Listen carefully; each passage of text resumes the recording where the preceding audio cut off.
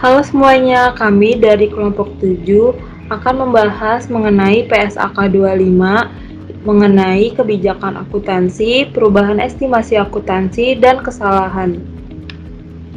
Kami dari kelompok 7 yang beranggotakan Dinda Arliani, Sheila Satrina, Monika Putri, Ayasa Asila Syarki, dan Irfansyah Brilianto.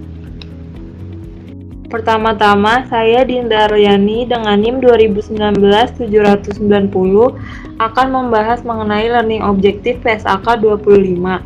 Yang pertama adalah latar belakang, lalu kebijakan akuntansi, perubahan estimasi akuntansi, kesalahan, dan keterbatasan penyajian retrospektif.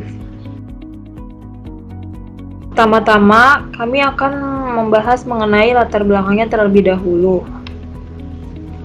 Tujuan dari PSAK 25 ini mempunyai 3 tujuan. Yang pertama yaitu mengatur kriteria dalam pemilihan dan perubahan kebijakan akuntansi. Yang kedua, pengungkapan atas perubahan kebijakan akuntansi, perubahan estimasi akuntansi, dan koreksi kesalahan. Lalu yang ketiga, meningkatkan relevansi, keandalan, dan daya banding laporan keuangan. Lalu selanjutnya ada ruang lingkup dalam PSAK 25.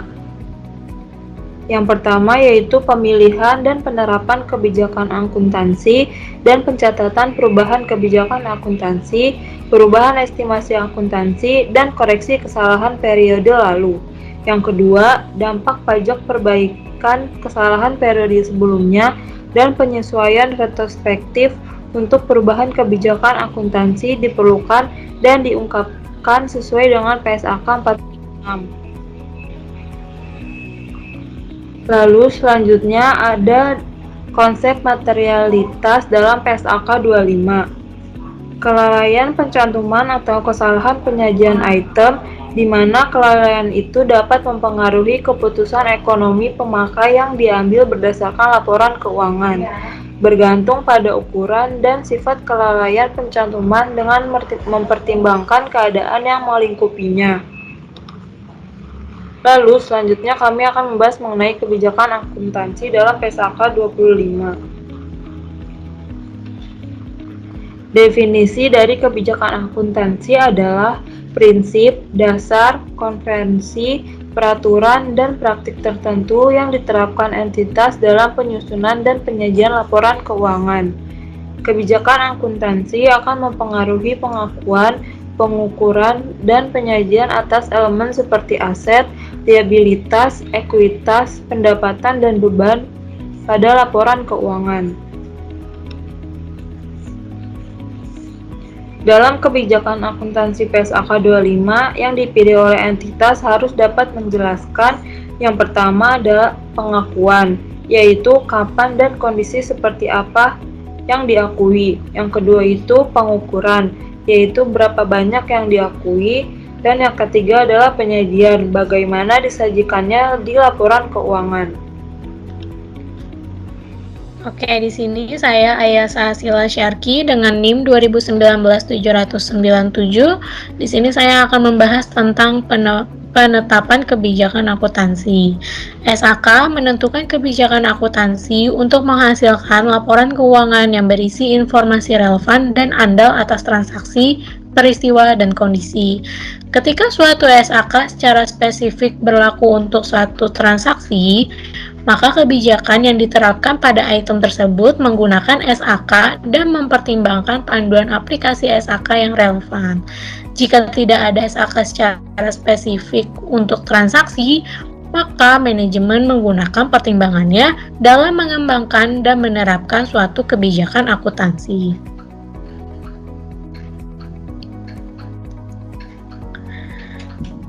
Lalu, ada pertimbangan dalam penerapan.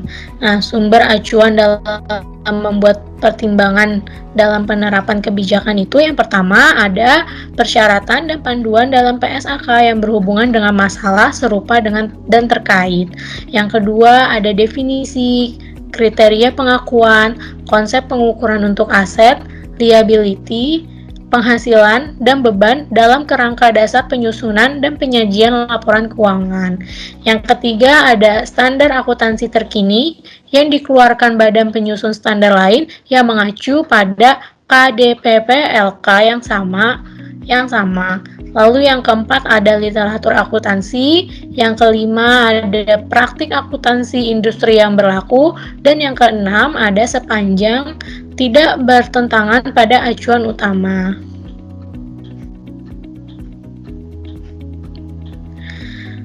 Dan selanjutnya ada konsistensi penerapan kebijakan. Nah, ini tuh entitas memilih dan menerapkan kebijakan akuntansi secara konsisten untuk transaksi, peristiwa, dan kondisi lainnya yang serupa, kecuali PSAK secara spesifik mengatur atau mengizinkan kelompok item-item di mana kebijakan akuntansi yang berbeda adalah hal yang mungkin sesuai dengan keadaan. Jika PSAK mengatur atau mengizinkan pengelompokan semacam itu, maka kebijakan akuntansi yang tepat dipilih dan diterapkan secara konsistensi untuk setiap kelompok. Lalu ada perubahan kebijakan akuntansi.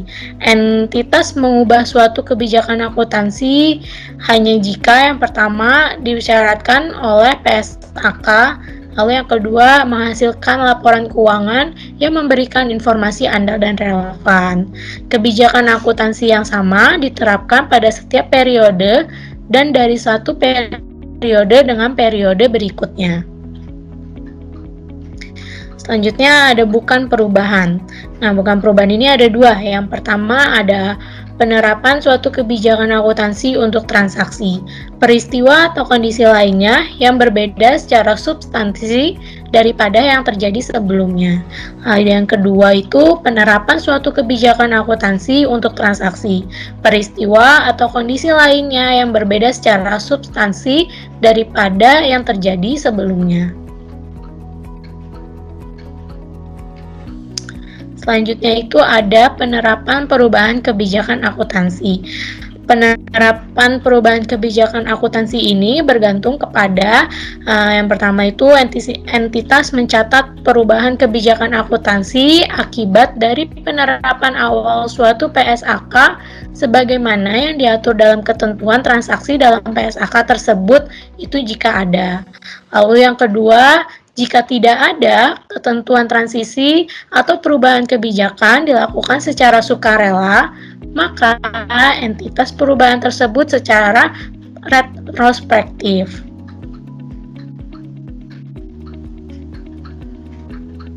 Saya Monica Putri Parampe, NIM 2019-796. Selanjutnya di sini saya akan membacakan tentang penerapan retrospektif, yaitu suatu perubahan kebijakan akuntansi baru adalah koreksi pengakuan, pengukuran, transaksi, peristiwa, dan kondisi lain seolah-olah kebijakan tersebut telah diterapkan. Yang kedua yaitu penyajian kembali retrospektif, yaitu koreksi pengakuan, pengukuran, dan pengungkapan jumlah unsur-unsur laporan keuangan seolah-olah kesalahan periode lalu tidak pernah terjadi. Next. Selanjutnya penerapan retrospektif, yaitu ketika perubahan kebijakan akuntansi diterapkan secara retrospektif, maka entitas menyesuaikan adanya saldo awal, yaitu setiap komponen ekuitas yang terpengaruh untuk periode sajian paling awal. Selanjutnya jumlah kooperatif, yaitu diungkapkan untuk setiap periode sajian seolah-olah kebijakan akuntansi baru tersebut sudah diterapkan sebelumnya.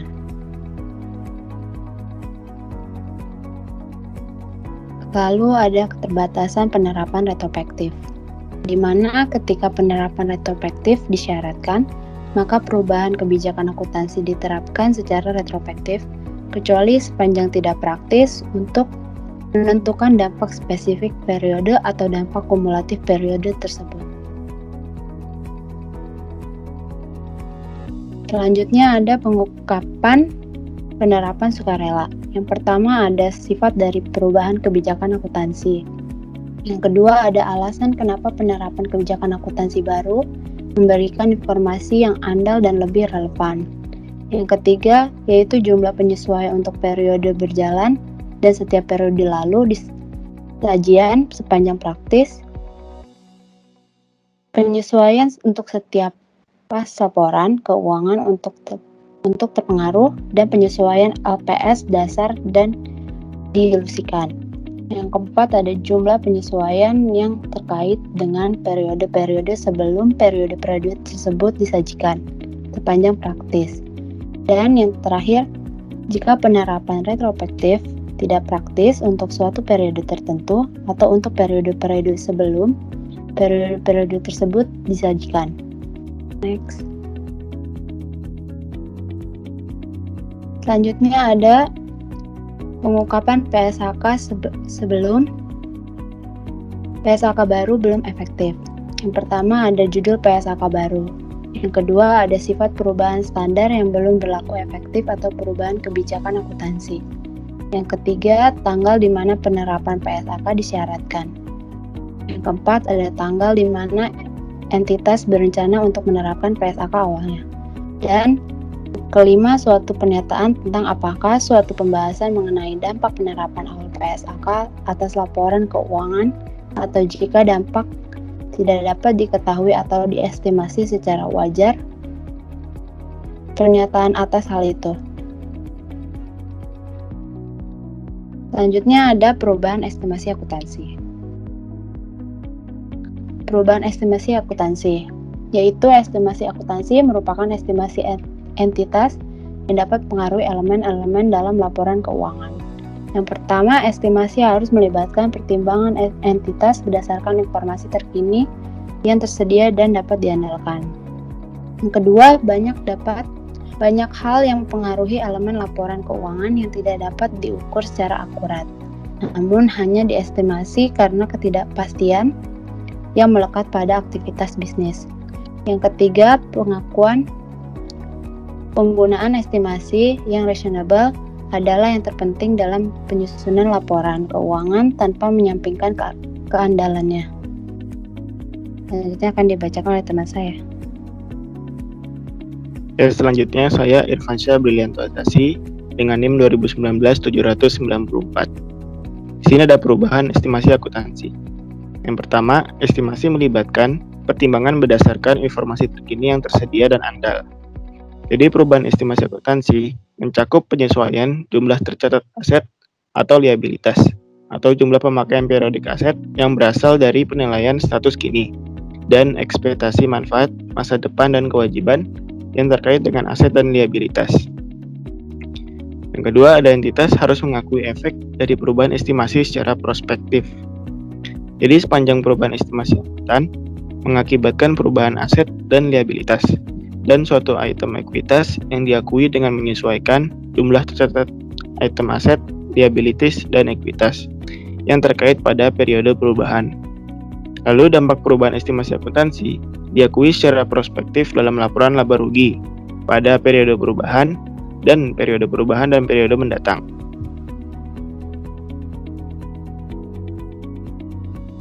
Next. Pengungkapan perubahan estimasi. Suatu entitas harus mengungkapkan jumlah dan sifat perubahan estimasi akuntansi yang mempunyai dampak di dalam periode berjalan. Demikian pula, entitas harus mengungkapkan dampak perubahan yang diharapkan di dalam periode mendatang, jika tidak praktis untuk dilakukan. Jika jumlah dampak pada periode mendatang tidak diungkapkan karena estimasinya tidak praktis, maka entitas mengungkapkan fakta tersebut. Lalu selanjutnya ada kesalahan.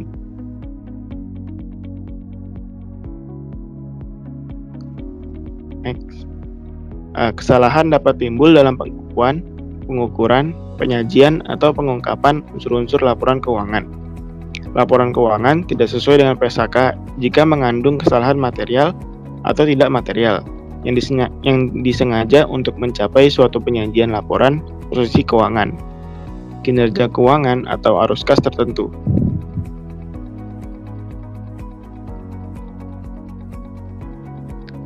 kesalahan pada periode lalu. Jadi ini adalah kelalaian mencantumkan dan kesalahan dalam mencatat dalam laporan keuangan entitas untuk satu atau lebih periode lalu yang timbul dari kegagalan untuk menggunakan atau kesalahan pengguna informasi andal yang tersedia ketika penyelesaian laporan keuangan untuk periode tersebut dan secara rasional diharapkan dapat diperoleh dan dipergunakan dalam penyusunan penyajian laporan keuangan. Lalu selanjutnya ada kesalahan yang semacam. Yang pertama, itu ada dampak kesalahan perhitungan yang matematis. Yang kedua, kesalahan penerapan kebijakan akuntansi. Yang ketiga, kekeliruan atau kesalahan interpretasi fakta. Dan yang terakhir ada kecurangan. Selanjutnya akan dibacakan oleh teman saya. Selanjutnya, saya Selsatrina Reza Putri dengan NIM 2019-792 akan membahas tentang koreksi kesalahan periode lalu dan keterbatasan penyajian retrospektif. Dalam koreksi kesalahan periode lalu, entitas mengoreksi kesalahan material periode lalu secara retrospektif pada laporan keuangan lengkap pertama yang diterbitkan setelah ditemukannya dengan menyajikan kembali jumlah komparatif untuk periode lalu sajian di mana kesalahan terjadi, dan jika kesalahan terjadi sebelum periode lalu sajian paling awal, maka menyajikan kembali saldo awal aset, liabilitas, dan ekuitas untuk periode lalu sajian paling awal. Next. Kemudian ada keterbatasan penyajian retrospektif.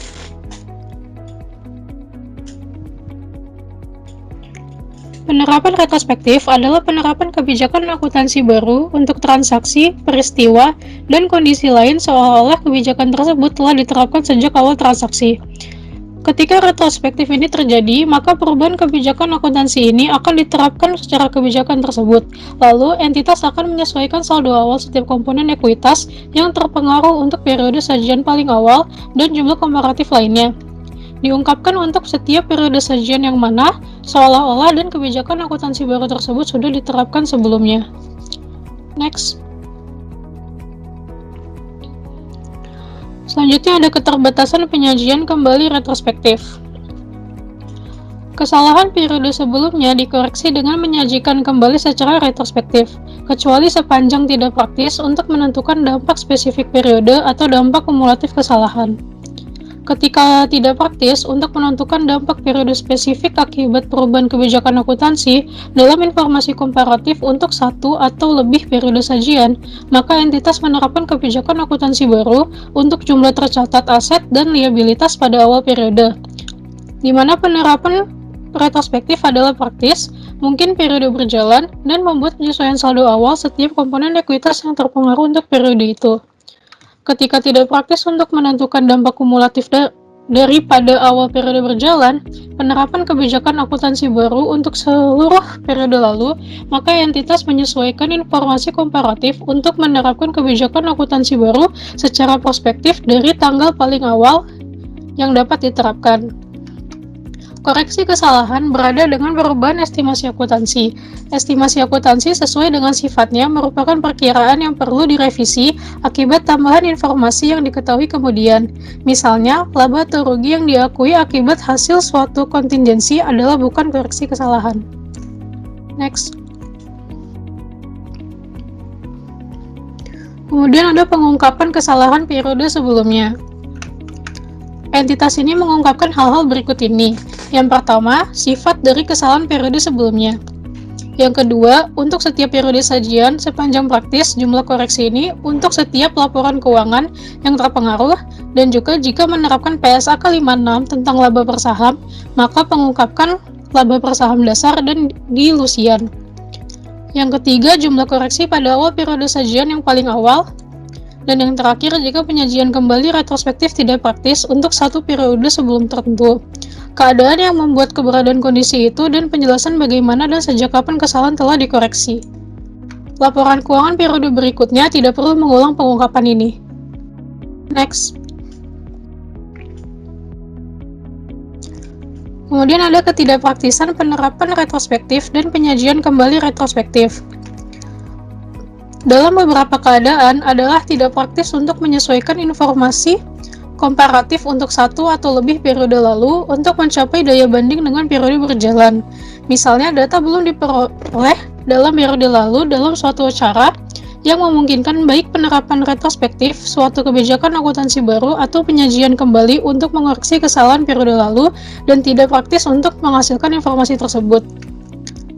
Oleh karena itu, penerapan retrospektif kebijakan akuntansi baru mensyaratkan pembedaan informasi yang menyediakan bukti atas keadaan yang ada pada tanggal di mana jumlah tersebut diakui, diukur, dan diungkapkan, dan juga akan tersedia ketika laporan keuangan periode lalu disahkan untuk diterbitkan dari informasi lain. Next.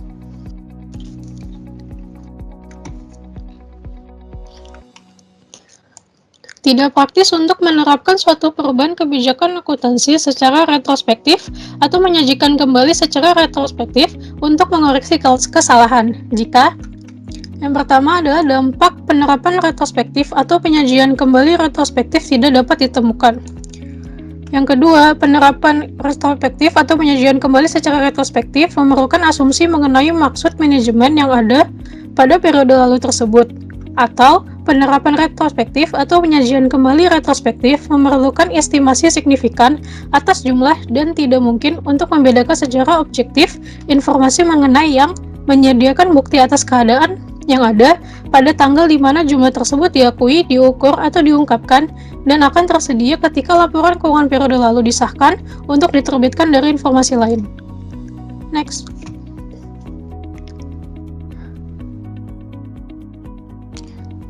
Sekian dari kami, kurang lebihnya mohon maaf. Terima kasih.